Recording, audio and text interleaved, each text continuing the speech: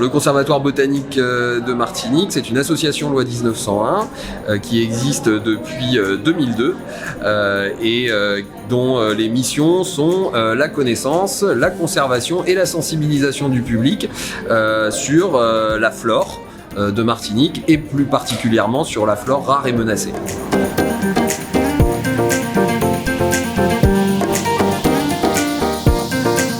C'est fondamental pour la Martinique d'avoir un conservatoire botanique disposant d'un agrément national qui nous ouvre des financements, mais qui nous ouvre aussi des possibilités de travail. Pourquoi c'est fondamental?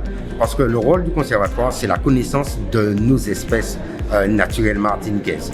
C'est l'identification de ces espèces, de leur lieu de vie, de leurs conditions de vie, et donc l'identification des espèces rares, protégées, menacées.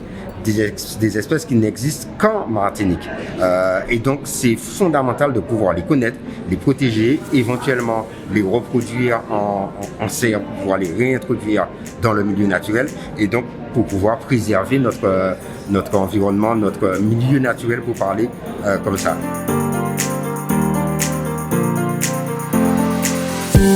Le Conservatoire botanique de Martinique a obtenu un agrément de conservatoire botanique national en septembre 2020. Cet agrément va lui permettre de mener à bien les missions que je citais précédemment, de connaissance, de conservation et de sensibilisation, et de développer ces missions, d'embaucher de nouveaux agents et de pouvoir développer tout ça pendant les 5 ans que permet de faire l'agrément de conservatoire botanique national, et on espère pendant beaucoup plus de 5 ans. C'est que le premier agrément de 5 ans.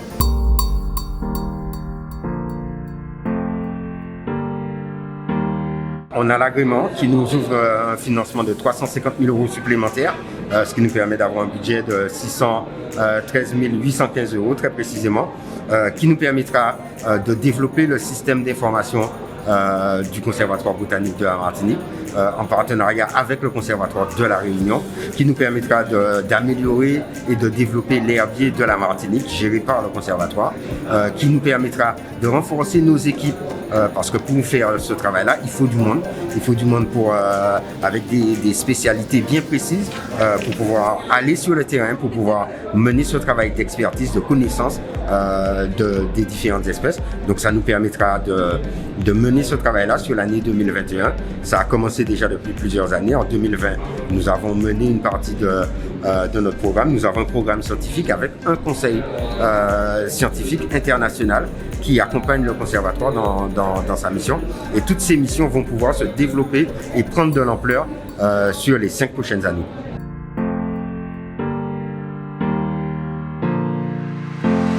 Césaire et Aliker m'ont demandé de mettre en place pour eux, au parc floral, une galerie de géologie parce que